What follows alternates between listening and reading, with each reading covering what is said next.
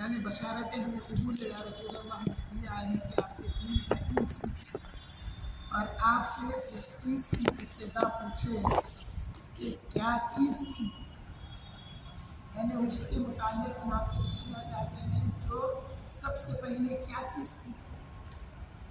تو حضور صلی اللہ علیہ وسلم نے فرمایا اللہ تھا، اور اس سے پہلے کچھ نہ تھا۔ اللہ کی ذات تھی، اللہ کی ذات سے پہلے کچھ نہ تھا۔ اس کا عرش پانی پر تھا، پھر اس نے آسمان و زمین پیدا کیے اور لوح محفوظ پر ہر چیز لکھی۔ پھر میرے پاس ایک شخص آیا، یعنی عمران ابن حسین یہ جو صحابی روایت بیان کر رہے ہیں، ان کے پاس ایک شخص آیا اور بولا اے عمران اپنی اونٹنی پکڑو، وہ بھاگ گئی۔ یعنی ہوتا کیا تھا، لوگ جیسا ہم لوگ سواری اپنی گاڑی کے باہر لاک کر کے آتے تو لوگ اونٹ پہ آ کے مسجد نبوی کے باہر اونٹ باندھ کے آتے تھے۔ تو جب یہ اونٹ باندھ کے اندر آئے اور آنے کے بعد حضور سے بات چیت ہوئی تو حضور سے پوچھے، لوگ پوچھے، اہل یمن پوچھے یا رسول اللہ ہم اس چیز کے بارے میں پوچھنے آئے ہیں جو اس سے پہلے کچھ بھی نہیں تھا، یعنی یہ جو کائنات ہے کائنات سے پہلے کیا تھا؟ تو حضور فرمائے کہ کائنات سے پہلے اللہ تعالیٰ کی ذات تھی اور اس سے پہلے کچھ نہیں تھا۔ یہ بات خورش تھی کہ ایک شخص آگے بولا اے عمران تمہاری اونٹنی کھو گئی ہے جاؤ، تو میں اسے ڈھونڈنے چلا گیا، یہ اونٹنی تلاش کرنے باہر نکل گئی اور پھر کہتے ہیں اللہ کی قسم میری تمنا ہے کہ وہ چلی گئی ہوتی، اگر چلی گئی تو چلی گئی ہوتی اور میں وہاں سے نہ اٹھتا، یعنی حضور کے پاس سے میں نہیں اٹھتا، میں اونٹنی تلاش کرنے گیا۔ اب وہ آگے کی روایتوں سے معلوم ہوتا ہے کہ حضور نے کائنات شروع ہونے سے لے کر کائنات ختم ہونے تک کا بیان کیا اس محفل میں، تو ان کو تمنا ہوئی کہ کاش میں حضور کی ساری گفتگو سنتا، اونٹنی کا نقصان میرے لیے ان باتوں سے زیادہ تھا وہ بات کہتے ہیں۔ دوسری روایت ہے کہ حضرت عمر رضی اللہ تعالیٰ عنہ سے روایت ہے، ہمارے درمیان رسول اللہ صلی اللہ علیہ وسلم ایک جگہ کھڑے ہوئے تھے، یعنی جلوہ فرما تھے، تو ہم کو ابتدائے خلق کے متعلق خبر دی، یعنی کائنات کی شروعات اللہ نے کیسے کی اس بات کی خبر دی، حتیٰ کہ جنتی جنت میں اپنے گھروں میں داخل ہو گئے، یعنی ابتدائے تخلیق سے انتہا تک جنتی جنت میں اپنے گھروں میں چلے گئے۔ دیکھیے ایک بات ہے، جنتی جنت میں چلے گئے بولے تو بھی بات سمجھ میں آتی، مگر اپنے جگہوں پہ اپنے گھروں میں چلے گئے بولے تو جنت میں بھی ان کا گھر کیا ہے اس کا خبر حضور نے دی، حضور نے اس کی خبر بھی دی کہ یہ کس ڈائریکشن میں، کس لوکیشن میں، کس فلور پہ، کس لیول میں ہے جنت، اتنی تک کا خبر دے دی۔ اور دوزخی اپنے گھروں میں، یعنی جنتی جنت میں اپنے گھروں میں چلے گئے اور دوزخی دوزخ میں جہاں ان کا ٹھکانہ ہے وہاں تک پہنچے۔ جس نے، اب حضرت عمر کہتے ہیں جس نے یاد رکھا اس نے یاد رکھا، اور جو بھول گئے وہ بھول گیا۔ یہاں کیا بات معلوم ہوئی ہے؟ حدیث شریف میں دیکھیے کئی سوالات نکالتا ہوں، اس سے کیا ہوتا ہے ذہن شارپ ہوتا ہے۔ یہاں پہ کیا بات معلوم ہوئی کہ حضور صلی اللہ علیہ وسلم کو ابتدا سے انتہا کی خبر ہے، اور صحابہ نے اس بات پر ایمان لائے، کسی صحابی پھر پلٹا کے نہیں پوچھے کوئی بات نہیں، ایمان لائے، بلکہ حضرت عمران ابن حسین تو یہ خواہش کی کہ کاش میری اونٹنی کا نقصان ہوتا تو ہو جاتا، میں حضور کی بارگاہ سے نہیں اٹھتا۔ حضرت ابو ہریرہ رضی اللہ تعالیٰ عنہ سے روایت ہے کہ میں نے رسول اللہ صلی اللہ علیہ وسلم کو فرماتے سنا کہ اللہ تعالیٰ نے مخلوق کی پیدائش سے پہلے ایک تحریر لکھی کہ میری رحمت میرے غضب پر غالب ہے، تو وہ اس کے پاس یعنی اس کے پاس اللہ کے پاس عرش کے اوپر لکھی ہوئی ہے. ہمارا ایمان کیا ہے؟ اللہ تعالیٰ عرش پر جلوہ گر ہے، ایمان ہے. اور اس کو ابن تیمیہ نے پریکٹیکل کر کے بتایا تھا. ثم استویٰ علی العرش، اللہ عرش پر کیسا جلوہ گر ہوا. تو اپنے علماء اہل سنت امام سبکی جن میں انہوں نے اس کی بہت کھینچائی کی تھی. یہ ایسا پریکٹیکل کر کے بتانا نہیں، اللہ کی ذات کا پریکٹیکل کر کے بتانا نہیں، کیونکہ ہمارا ایمان یہ ہے کہ قرآن میں ہے اینما کنتم وہو معکم، تم جہاں کہیں بھی ہو اللہ تعالیٰ تمہارے ساتھ ہے. تو یہ ایک ایسی چیزیں ہیں اس پہ ایمان رکھنا ہے کہ بے شک اللہ تعالیٰ عرش پر ہے، جلوہ گر ہے. کیونکہ ایک یہودی بچی کے سر کو کوئی شخص پتھر سے کچل دیا تھا، انہیں مرنے کے قریب تھی. تو حضور صلی اللہ علیہ وسلم جا کے پوچھے کہ کس نے مارا؟ تو اس نے یہودی کا نام بتایا. تو پھر حضور نے پوچھا کہ کیا تو رب پر ایمان رکھتی ہے؟ تو بولی ہاں. تو پوچھے رب کہاں ہے؟ تو انہی کا اشارہ کری تھی اوپر.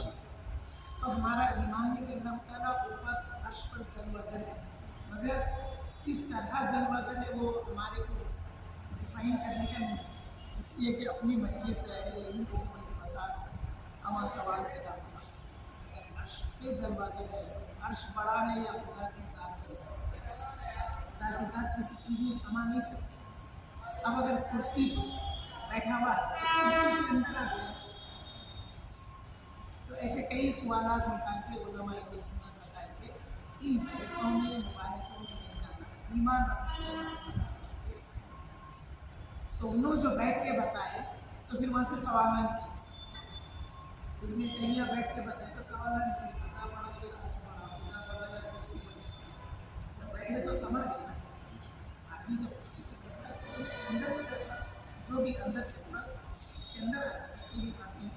ہمارا ایمان ہے کہ اللہ تعالیٰ عرش پر جلوہ گر ہے اور اس میں کوئی اختلاف نہیں ہے. اس میں کہ اس نے تخلیق سے پہلے ایک تحریر لکھی اور وہ تحریر یہ تھی کہ میری رحمت میرے غضب پر غالب ہے. اور اس کے پاس عرش کے اوپر لکھی بھی ہے. مثال کے طور پہ سمجھنے کے لیے جہاں وہ جلوہ گر ہے وہاں اوپر لکھا ہوا ہے. تو ہوتا کیا ہے، جو کوئی اس کی ملاقات کرتا ہے یا دیدار کرتا ہے تو معلوم ہوتا ہے کہ اس کا غضب انتہا کو پہنچتا ہے جب وہ کسی پر غضبناک ہوتا ہے. مگر اتنا غضب والا ہونے کے باوجود اس کی رحمت اس کے غضب پر غالب ہے. اس لیے اللہ تعالیٰ گنہگار بندوں سے کہتا ہے کہ اے گنہگار بندو، اگر تمہارے گناہ سمندر کی جھاگ کے برابر بھی ہے اور تم یقین لے کر کہیں کہ کوئی تمہیں معاف کرنے والا ہے، تو میں بے شک تمہارے گناہ سمندر کے برابر بھی ہے، جھاگ کے تمہیں معاف کرنے والا. جب وہ معاف کرنے آتا نا، اسی لیے ہم لوگ قوالی میں ایک شعر سنتے تھے ان کے پاس کسی آئین کی پابند نہیں ان کی دیر. کسی آئین یعنی قانون، اللہ کے عطا کے قانون کی پابند نہیں، چاہے تو وہ خطاؤں پہ عطا کرتے ہیں. یہ جو اشعار ہوتے ہیں یہ احادیث کی روشنی میں سمجھ میں آتے ہیں.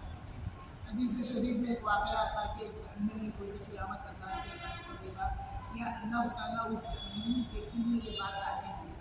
تو وہ عرض کرے گا اے اللہ، جہنم کی آگ مجھے کھائے جا رہی ہے، میرا رخ پھیر دے. اللہ تعالیٰ وہ پھیر دیں گے جہنم سے تو اس کے جھاڑ نظر آئے گا.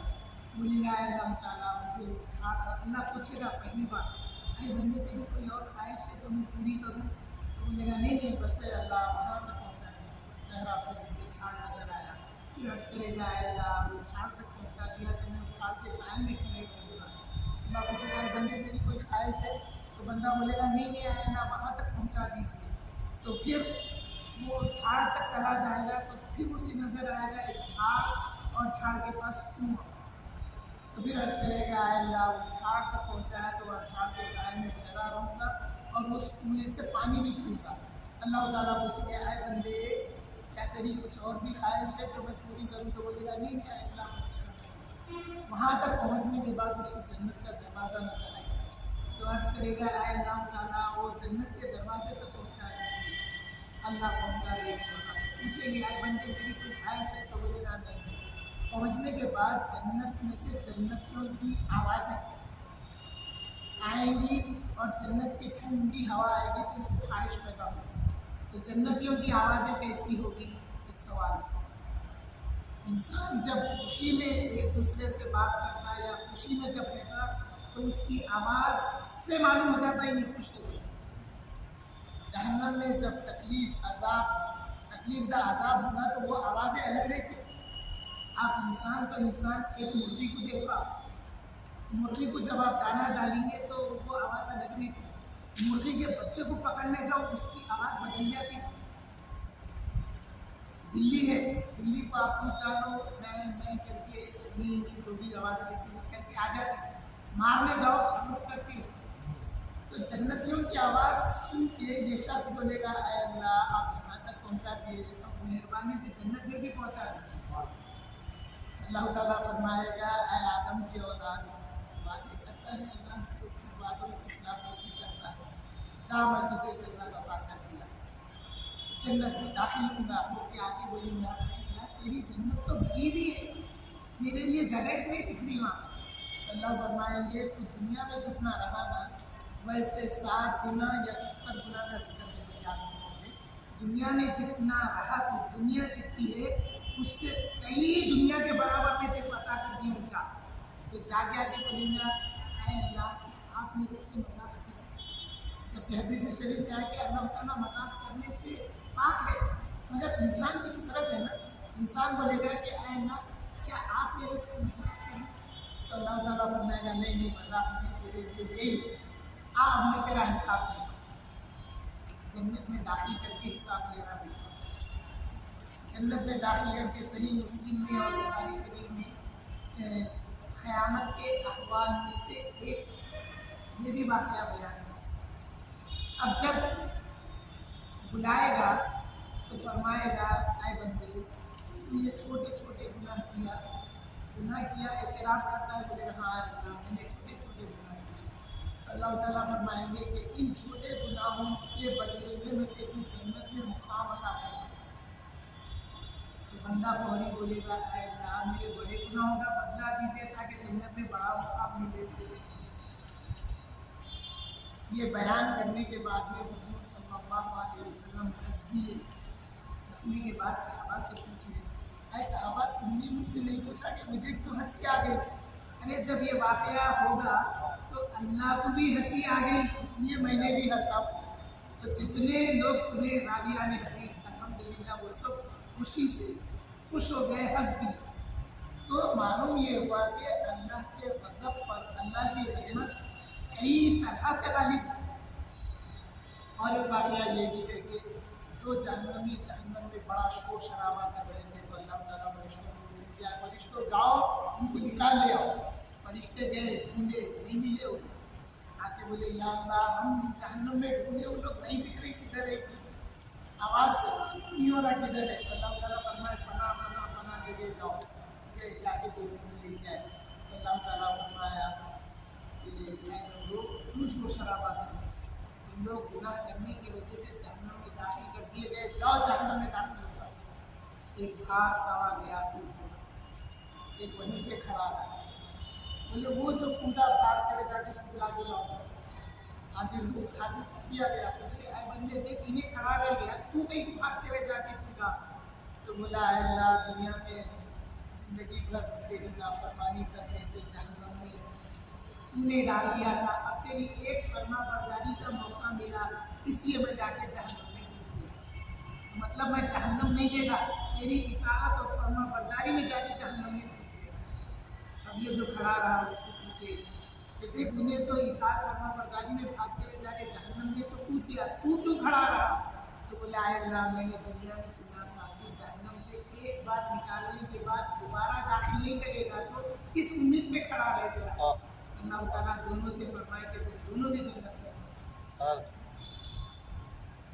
یہ اللہ کی رحمت ہے، پھر حضور کی شفاعت ہے، پھر صحابہ کی سفارش، اہل بیت کی سفارش، پھر उलमा की सिफारिश होते होते ये जो शिफात का सिलसिला रहेगा ना, एक हाफिज़ कुरान से, एक आलिम दीन से, एक बड़ी उम्र के शख्स भी उन्हें अपने ख़ानदान की सिफारिश करेगा जो दीनदार होगा।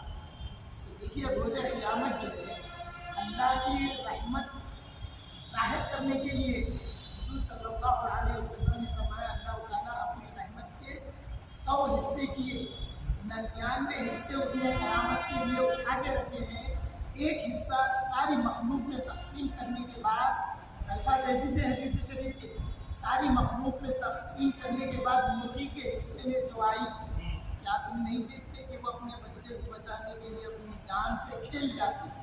तो ये मुर्गी का रहम है अपने बच्चे के साथ, ये मुर्गी का रहम है अपने बच्चे के साथ। तो 100 में से 99 उसने रोज़े क़यामत उठा के रखे हैं।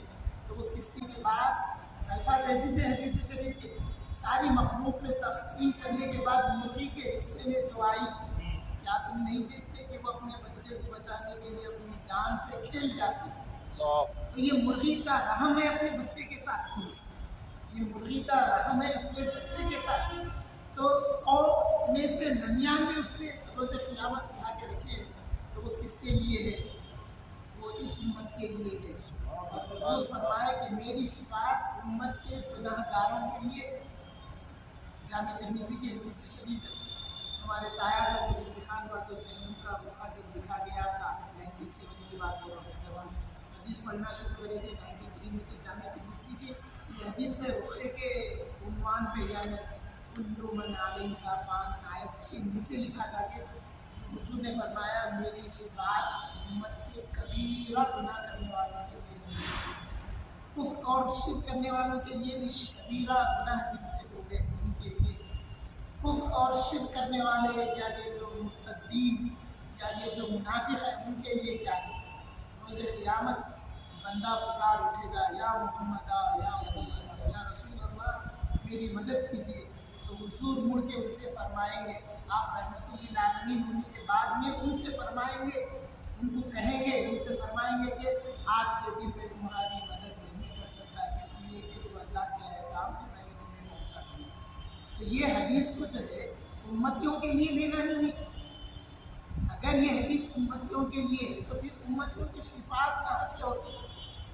उम्मतियों की सिफारिश अल्लाह के पास कैसे होगी? ये उम्मत गुनाहगार उम्मती के लिए नहीं, ये उनके लिए है जो मुर्तद्दीन है। क्योंकि रोज़े क़यामत हौज़ कौसर से कुछ लोगों को फरिश्ते हकालेंगे, मार के दूर करेंगे हौज़ कौसर से। तो हुज़ूर सल्लल्लाहु अलैहि वसल्लम फरमाएंगे, असहाबी का एक लफ्ज़ आया, उसहाबी का एक लफ्ज़ आया। उसहाबी बोलते मेरे साथ वाले, असहाबी का एक माना मेरे साथ वाले आते हैं, थोड़ा सा फ़र्क है। तो फरिश्तों से हुज़ूर कहेंगे, क्या क्या ये मेरे साथ रहते थे, ये मेरे साथ वाले थे? यहाँ सहाबी बोल के नहीं देंगे लफ्ज़। हमारा कॉन्सेप्ट नज़रिया ये है, सहाबी बोल के वो सहाबा जो अल्लाह उसके रसूल की इताअत में ज़िंदगी गुजार के, उनको हम सहाबा समझते हैं। जो ईमान ला के फिर गए वो तो मुर्तद्दीन हो गए, जो ईमान ला के ढोंग करे वो तो मुनाफिक हो गए। तो यहाँ पे तर्जुमे में एहतियात करना पड़ता है। क्या ये मेरे सहाबा हैं, वो तो हुज़ूर उनको सहाबा बोल रहे और फरिश्ते उनको दूर करेंगे, बात हो रही ना। तो यहाँ पे तर्जुमा मुरादी लेंगे, लफ्ज़ी तर्जुमा नहीं लेंगे, मुरादी तर्जुमा ये लेंगे कि क्या ये मेरे साथ वाले थे? अरे आज जिनको हटा दिया जा रहा, तो फरिश्ते कहेंगे, या मोहम्मद सल्लल्लाहु अलैहि वसल्लम क्या आप नहीं जानते? ये क्वेश्चनिंग टोन में है, एक क्वेश्चनिंग टोन है, मगर इसका मीनिंग वो नहीं है। क्या आप नहीं जानते हैं? आपको नहीं मालूम है इन्हों क्या करे, ऐसा माना नहीं है। क्या आप नहीं जानते? आप तो जानते हैं ना ये क्यों किए। अगर वहाँ उनको हटाना है तो फिर क्वेश्चनिंग टोन में हुजूर से फरिश्ते क्यों पूछेंगे, आप नहीं जानते, आप नहीं जानते, यानी आप नहीं जानते, आप मत बोलिए, आप इनको याद मत करिए, ऐसा माना नहीं है वहाँ। या रसूल अल्लाह, क्या आप नहीं जानते ये लोग आपके जाने के बाद क्या क्या किए, इसलिए हम इनको मार के हटा रहे हैं हौज़ कौसर से। ये माना नहीं है तो ईमान सलामत रहेगा, इसमें इख्तिलाफ है। फरिश्ते पूछ रहे या रसूल अल्लाह, क्या आप नहीं जानते? अगर हम हटा रहे हैं और आप पूछ रहे हैं कि क्या ये मेरे साथ वाले थे, तो ये सवाल उन लोगों पर है जिनको हटाया जा रहा है। अरे तुम्हारे जैसे मेरे दौर वाले तुम्हारे जैसे हो सकते? अरे जिनको हौज़े कौसर से हटा दिया जाएगा, नहीं नहीं, तुम्हारे जैसे मेरे दौर के, मेरे हम असर या मेरे सहाबा में से नहीं हो सकते जिनको हटा दिया जा रहा।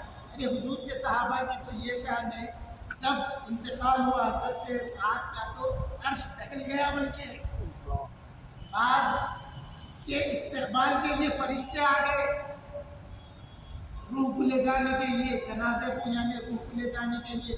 जनाजे में हजरत फातिमा बिनत असद, हजरत अली की चच्ची के जनाजे में आसमान से 70,000 फरिश्ते आए। हुजूर के सहाबा तो ऐसे हैं। तो यहाँ जो बात बताई जाएगी रोज़े क़यामत कि ये मेरे सहाबा जैसे नहीं हो सकते, ये उनको एक आड़ दिलाना है जिनको हटा दिया जा रहा है। और फरिश्तों ने जब पूछा कि या रसूल अल्लाह, या मोहम्मद सल्लल्लाहु अलैहि वसल्लम, क्या आप नहीं जानते ये लोग आपके बाद क्या किए? वो सवाल है, वो हटा दिया जाएगा। क़यामत का आलम ये होगा और अल्लाह की रहमत जब छा जाएगी ना, तो अल्लाह की रहमत उस बंदे पर भी है। हदीसों में आया, अल्लाह ताला एक बंदे को बुलाएंगे, बुला के अपनी चादर की आड़ या अपने रहमत का पर्दे में ले लेंगे, उसको मखलूक से पर्दा कर देंगे, मखलूक से पर्दा करके उसको अपने करीब बुला के पूछेंगे, ऐ बंदे, मैंने दुनिया में तेरे ऐब छुपाया था, आज भी मैं तेरे ऐब छुपा कह के उसको जन्नत में दाखिल कर देंगे। तो अल्लाह की रहमत तो ऐसी है। और एक शख्स आगे कहने लगा, या रसूल अल्लाह, मेरे से गुनाह हो गया। हुजूर से फिर अर्ज़ किया तो हुजूर फरमाए कि काश अल्लाह ने तेरे उस गुनाह पे पर्दा रखा था, तो आगे जाहिर कर दिया, तो अब उस गुनाह की सज़ा भी करार देना हुजूर के लिए फ़र्ज़ था। हुजूर अनजान नहीं हो सकते थे, क्योंकि उस शख्स ने एतराफ़ गुनाह किया। तो हुजूर फरमाए कि अल्लाह ने तेरे गुनाह को पर्दा किए हुए था, काश तू जाहिर नहीं करता। अब इस बात में भी कई बातें पैदा होती हैं। तो हुजूर फरमाए कि अल्लाह ने तेरे गुनाह पे पर्दा किया हुआ था। सहाबा ये बात से वाकिफ थे कि अल्लाह चाहा तो माफ़ कर सकता, अल्लाह चाहा तो पकड़ भी कर सकता। तो सहाबा को इस बात का यकीन था कि हुजूर के पास अपने गुनाहों का एतराफ़ कर लूँगा तो हुजूर के ज़रिए बच जाऊँगा, मगर अल्लाह जब पकड़ेगा तो अल्लाह की पकड़ से कोई नहीं बचेगा। इसलिए हदीस शरीफ में है कि अल्लाह ने जिसकी गिरफ्त की वो हलाकत में गया क़यामत के दिन। मनमूखिशा हलाका, बल्कि अल्लाह ने जिसकी पकड़ की वो तो हलाक हो गया। और एक बात है, क्या ऐसा हो सकता कि अल्लाह किसी की पकड़ करे और उसमें कोई ऐब ना हो? ऐसा मुमकिन नहीं है, क्योंकि खुदा अल्लाह का वो मुकाम, वो मर्तबा, वो इल्म है कि बंदे को देख के उसको इल्म है कि कितना गुनाहगार है, कितना वो है। उसको क्या है कि तफ्तीश करे, लाओ रिकॉर्ड लाओ, गुनाह कितने, नेकियां कितनी है। नहीं, जो पकड़ा गया डेफिनेटली वो हलाक हो गया। तो अल्लाह उसी को पकड़ता है जिसमें ऐब होता है, या अल्लाह उसी को पकड़ेगा जिसको अजाब देना चाहता है। वरना गुनाहगारों को भी वो बख्श के जन्नत में, गुनाहों के बदले में जन्नत में आला मुकाम अता करने वाला है अल्लाह ताला। तो सहाबा को ये बात का यकीन था कि अगर हम हुजूर की बारगाह में पहुंच जाते हैं तो बच जाएंगे, हुजूर के पास पहुंच जाएंगे तो बच सकते, मगर अल्लाह की पकड़ से नहीं बच सकते। फिर ऐसे मौके पे हज़रत उमर ने भी फरमाया कि अल्लाह ने जब तुम्हारे गुनाहों पे पर्दा किया हुआ है तो पर्दे को खाए रखो, बोल लेते मत फिरो, अपने गुनाह बात दुआ रहते, बस कामा करके मैं ऐसा किया, हालांकि वो गुनाह का काम कहता, चाहे वो डकैती हो या पॉकेट मारना या फिर किसी का फ़ोन चुराना, दुकान में से बल्ले में से पैसे में, कुछ भी हो वो गलत काम है, गुनाह का काम है। मगर बाज़ लोग गुनाह के काम पे भी नाश करते हैं, ऐसा नहीं करना है, क्योंकि इसने गवाह बना लिया, इसने लोगों में वो बात को बयान करके गवाह बना लिया। जब गवाह हो जाते हैं तो फिर अल्लाह की मशीयत का ये तकाजा है कि उसकी गिरफ्त है। एक साहब जिनका नाम था माइज़ इब्न मालिक रज़ी अल्लाह अन्हु साहब, वो हुजूर सल्लल्लाहु अलैहि वसल्लम की बारगाह में हाजिर होकर अर्ज़ किए, तहहिरनी या रसूल अल्लाह, अल्लाह के रसूल मुझे पाक फरमा दीजिए। हुजूर फरमाए, जाओ, लौट जाओ, नमाज पढ़ो या इस्तिग़फ़ार करो अल्लाह की बारगाह में। वो चले गए। कुछ दिन के बाद फिर हाजिर हुए, कहने लगे, तहहिरनी या रसूल अल्लाह, मुझे पाक और साफ बना दीजिए, मुझे मुनज़्ज़ह कर दीजिए। हुजूर अपना चेहरा खोलिए, फिर इधर आके बोलता है, फिर इधर 3 या 2 रुख के लिए। जब वो आगे अर्ज़ करने लगा तो हुजूर फरमाए, बिमा तहरका, मैं तुझे किस चीज़ से पाक करूं? तो उन्होंने अर्ज़ किया कि या रसूल अल्लाह, मेरे से ज़िना हो गया, मेरे से ज़िना हो गया। तो अब हुक्म सादिर हो गया कि इन्हें पत्थर मार के हलाक करो। सहाबा उन्हें ले गए। जब पत्थर मारने लगे, जिस मुकाम पे खड़ा करके पत्थर मार रहे थे वो उस मुकाम से भाग रहे थे, तो सहाबा पीछे तक जाके पत्थर मारे और वो हलाक हुए। जब आके अर्ज़ किए सहाबा के, या रसूल अल्लाह, वो माइस से भाग रहे थे, हम पीछा करके उनको मार के हलाक कर दिए। यहाँ पे फिर एक सवाल पैदा होता, क्या सहाबा के दिल इतने सख्त थे? फिर ऐसा क्यों किए? पीछे जाके पत्थर मार के क्यों हलाक किए? क्या सहाबा के दिल सख्त थे? जबकि कुरान कह रहा है, रुहमाउ बैनहुम, ये सहाबा ऐसे हैं, अल्लज़ीना मअहु मुहम्मद रसूलुल्लाह वल्लज़ीना मअहु अशिद्दाउ अलल कुफ़्फ़ारि रुहमाउ बैनहुम, ये मोहम्मद सल्लल्लाहु अलैहि वसल्लम और उनके साथी ऐसे हैं जो कुफ़ार पर सख्त है मगर आपस में रहमदिल है, जिनकी तस्दीक, जिनके रहमदिल होने की तस्दीक अल्लाह ताला फरमा रहे हैं कुरान में। तो क्या सहाबा सख्त दिल थे? नहीं थे, तो फिर वहाँ तक जाके पत्थर क्यों मारे? सवाल है, सवाल का जवाब बड़ा आसान है, क्योंकि हुजूर का हुक्म था कि पत्थर मारो। हुजूर का हुक्म पेशे नज़र था कि पत्थर मारो। जब आगे रसूलुल्लाह से अर्ज़ किए तो हुजूर फरमाए कि काश जब वो भाग रहा था उसे छू दिया। उसके बाद एक रिवायत में आता है कि नमाज जनाजा हुजूर ने अदा फरमाई। एक रिवायत में है कि सहाबा ने नमाज जनाजा अदा होने के बाद दफन कर दिया। तो यहाँ पे 2 बातों का इनकार नहीं है। आप समझिए बात, आजकल जो दर्स चल रहा है ना, उसमें तदबीर बता रहा हूँ, बच्चों के जहन में अहादीस को कैसा इम्प्लीमेंट करना है एक के बाद दूसरी। अब एक साहब एक पकड़ के उछल रहे हैं, दूसरे साहब दूसरी बात पकड़ के उछल रहे हैं। तो अब ये 2 बातों को समझेंगे कैसा, वो बेसिक बुनियाद बच्चों को बता।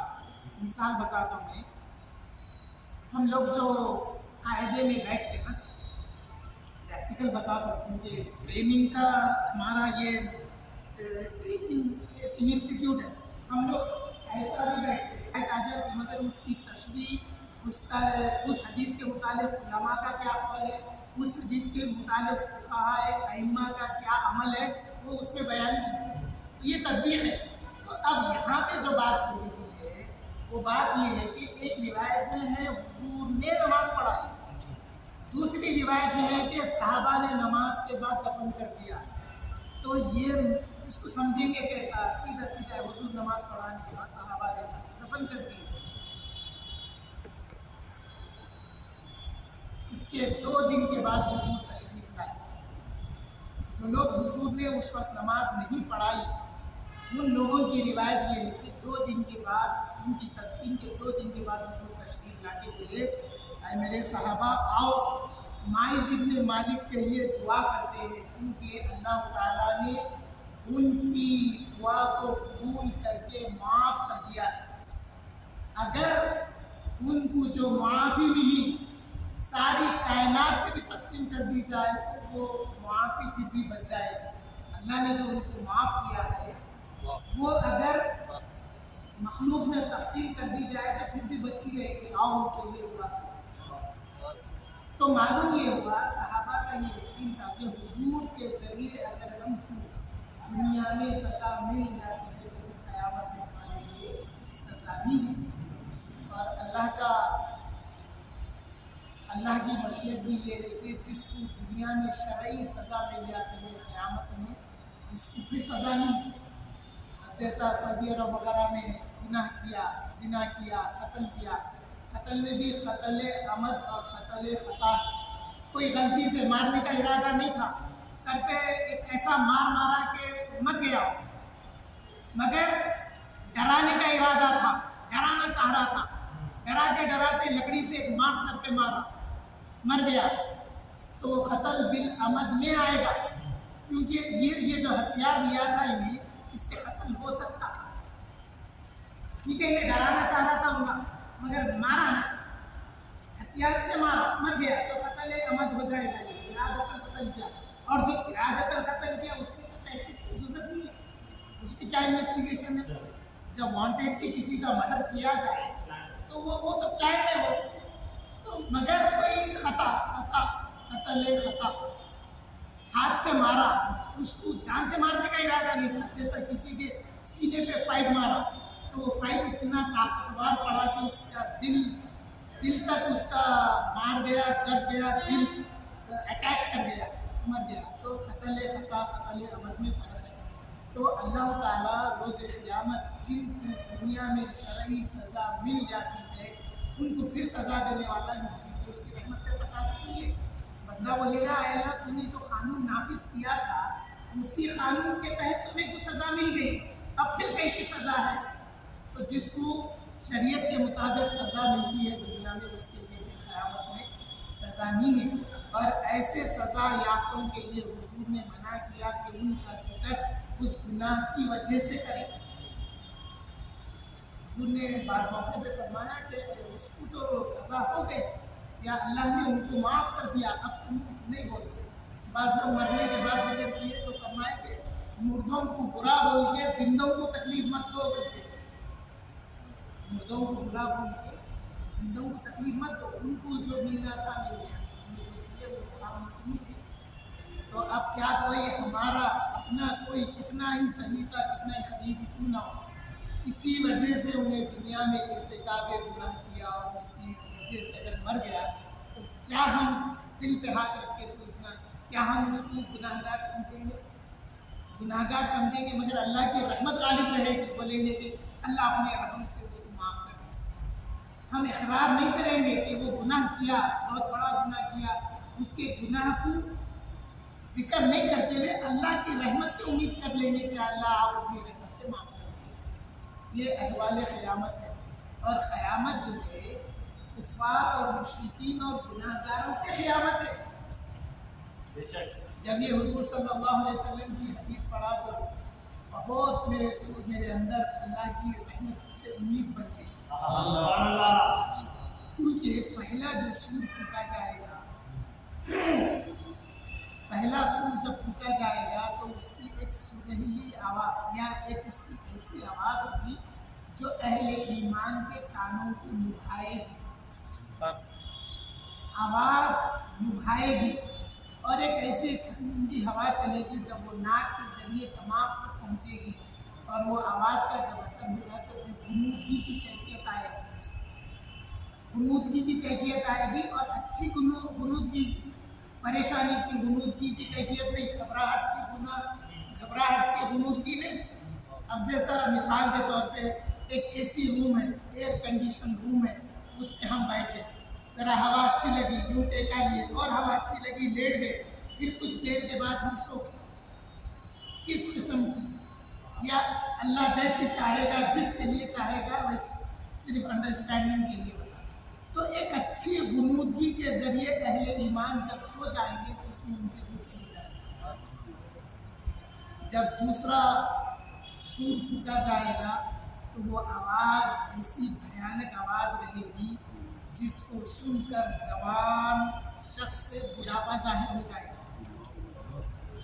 قرآن میں کئی جگہ ذکر ہے جوان بوڑھے ہو جائیں گے کا مطلب یہ ہے کہ جو جوان کے داڑھی اور سر کے کالے بال ہوں گے وہ آواز سنے گا تو اس آواز کے خوف سے اس پہ بڑھاپے کے آثار آ جائیں گے. اور جو حاملہ عورتیں رہیں گی وہ آواز سننے کی وجہ سے ان کا حمل ضائع ہو جائے گا, گر جائے گا. تو آواز وہ اتنی بھیانک ہوگی جو کافر, مشرک اور اللہ کے نافرمانوں کے لیے ہوگی. تو یہ تو قیامت کی ابتدا ہے. تو پھر جب تیسرا سور پھونکا جائے گا تو سب اٹھیں گے. اس کے بعد پھر ہر ایک کے احوال الگ الگ ہوں گے, ہر ایک کے احوال الگ الگ ہوں گے. اور سب کو یا بہت ساروں کو یا دو الگ الگ گناہ کی آواز ہوتی ہے تو دونوں کو سزا ایک جیسی نہیں ہوگی, ہر ایک کی سزا الگ ہوگی. اور لوگ ایک دوسرے کو دیکھ کے سمجھ جائیں گے کہ یہ گناہ کرنے کی وجہ سے اس کی سزا یہ ہوئی ہے. قیامت میں, موقف میں, محشر میں لوگ گناہ گاروں کو دیکھ کے سمجھ جائیں گے کہ اس نے یہ گناہ کیا اس لیے اس کو یہ سزا دی گئی. مثال کے طور پہ جو امام سے پہلے نماز میں رکوع یا سجدے میں پہل کرتے ہیں, امام سے پہلے امام صاحب سمیع اللہ لمن حمیدہ ہوتے یوں ہوتے رہتے, امام صاحب یوں ہوتے ہی لوگ یوں ہو جاتے. سجدہ کرے, سجدے میں سے امام صاحب نے اٹھتے ہی نہ حرکت میں آ جاتے. امام سے پہلے نہ سجدہ رکوع میں جانا ہے نہ امام کے اٹھنے سے پہلے ہم اٹھنا ہے. تو روز قیامت اللہ تعالیٰ ایسا کرنے والوں کا سر گدھے کا بنا دے گا. ابو داؤد کی حدیث شریف میں, امام ابو داؤد حدیث شریف میں یہ روایت کیے ہیں. ایک شیخ الحدیث, ابو داؤد میں یہی واقعہ ہے, ایک شیخ الحدیث کے پاس ایک شخص حدیث کی کتاب پوری پڑھ لیے, پڑھنے کے بولے حضرت میں جب سے آ رہا ہوں کتاب ختم ہو گئی, میں آپ کا چہرہ نہیں دیکھا, آپ پردے میں رہ کے پڑھاتے ہیں, آج جب کتاب ختم ہوئی ہے تو میں چاہتا ہوں آپ کا چہرہ دیکھوں. تو وہ شیخ الحدیث بولے دیکھو میاں, ایک حدیث شریف ہے حضور صلی اللہ علیہ وسلم کہ جو امام سے پہلے پہل کرتا ہے اللہ تعالیٰ اس کا سر روز قیامت گدھے کا بنا دے گا. تو میرے کو تعجب ہوا کہ کیسا اللہ نے دیکھو میرا سر گدھے کا بنا دیا, مجھے پردہ ہٹا کے بنایا. اب یہاں پہ پھر ایک سوال پیدا ہوا, کیا ایسا شخص حدیث پڑھانا چاہیے؟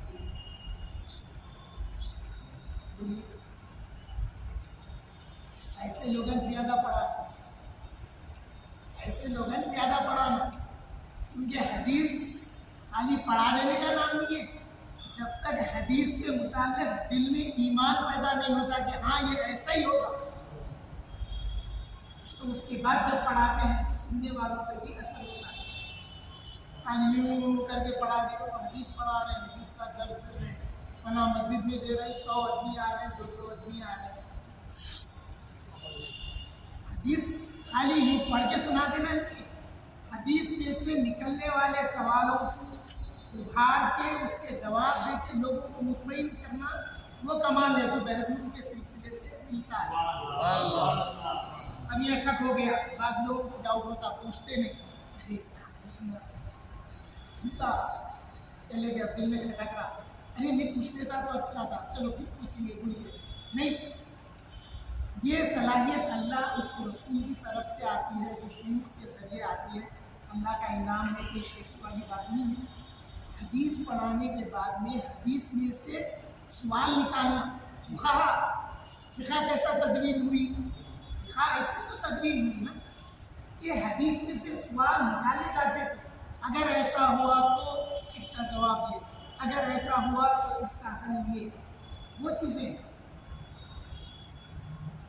تو اللہ کے نزدیک, رسول اللہ صلی اللہ علیہ وسلم کے نزدیک, صحابہ اکرام کا یہ بیٹا تھا کہ دنیا میں اگر ہم سزا مل جاتی ہے وہ سزا ہلکی پھلکی ہوگی۔ ایک صحابی تھے جن کا نام علقمہ تھا، ان کا روح پرواز نہیں کر رہی تھی تو ان کی والدہ آگے حضور سے عرض کرے یا رسول اللہ میرا بیٹا ہے مگر روح نہیں جا رہی اس کی، بڑے سکرات کے عالم میں ہے۔ تو حضور صلی اللہ علیہ وسلم ان سے پوچھے وہ کس سے محبت کرتا کچھ ایسا ہے، مگر اس میں جواب یہ ہے کہ یا رسول اللہ میں اپنے بیٹے کو بہت چاہتی ہوں مگر میرا بیٹا میرے سے زیادہ اپنی بیوی کو چاہتا ہے۔ تو حضور فرمائے لکڑیاں اکٹھے کرو، نوجوانوں حکم کے لکڑیاں اکٹھے کرو۔ تو یہ ماں پوچھی یا رسول اللہ پھر کیا کریں گے؟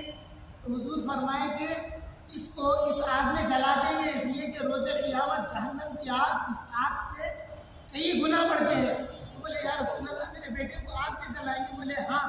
تو بولے یا رسول اللہ پھر تو میں اپنے بیٹے کو معاف کروں، وہ جو میرے سے زیادہ اپنی بیوی سے محبت رکھتا اور بیوی سے محبت رکھنے کی وجہ سے ان کے حسن سلوک پہ اگر فرق آ رہا تھا یہ سمجھتے ہیں، میں ڈیفینیٹ نہیں کرتا بات کہ انہوں نہیں کرتے تھے، نہیں ایسا نہیں، جب یہ بات ماں کی زبان پہ آ گئی تو وہاں ضرور کوئی بات نہیں تھی۔ بولے کہ یا رسول اللہ اپنی بیوی کو زیادہ چاہتا ہے میرے سے۔ تو پھر وہ جب حضور فرمائے تو بولے یا رسول اللہ میں نے اس کو معاف کر دیا۔ حضور فرمائے جاؤ جا کے دیکھو علقمہ کا کیا حال ہے، جا کے دیکھی تو کلمہ طیب پڑھتے ہوئے ان کا انتخاب ہو گیا۔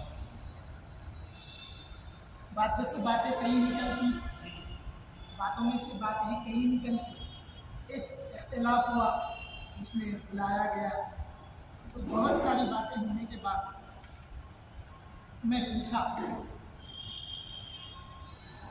میں بولا ایک بیوی اگر کسی وجہ سے مر گئی یا وہ بیوی دور ہو گئی تو یہ بچے کو شادی کرنے کا رائٹ ہے؟ بولے ہے۔ اللہ کہاں تک کر سکتا؟ اچھا ٹھیک ہے، اگر ماں مر گئی تو اس کا کوئی ریپلیسمنٹ ہے؟ نہیں ہے۔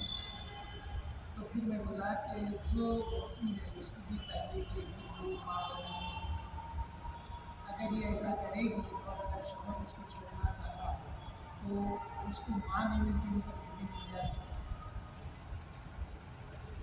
بات سمجھ میں آئی، بات میں کیا ہوا؟ تو بولنا یہ چاہ رہا ہوں کہ بیوی کے لیے ماں سے دور نہیں۔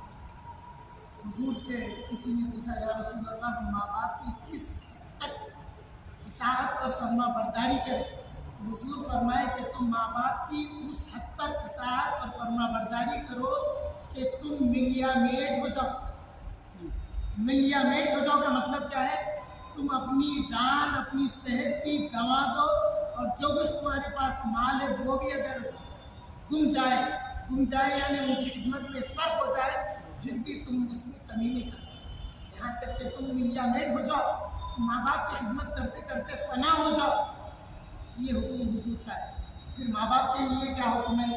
اللہ جو رزق عطا کرتا ہے ان تمام رزق میں گھر دیا رزق ہے، زمین دیا رزق ہے، دولت دیا رزق ہے، یہ تمام رزق میں سب سے اللہ کا بہترین رزق اولاد ہے۔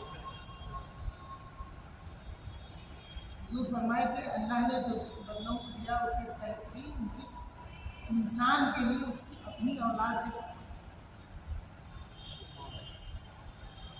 بات شروع ہوئی تھی اللہ کی رحمت سے، اللہ کی رحمت غالب ہے اس کے غضب پر۔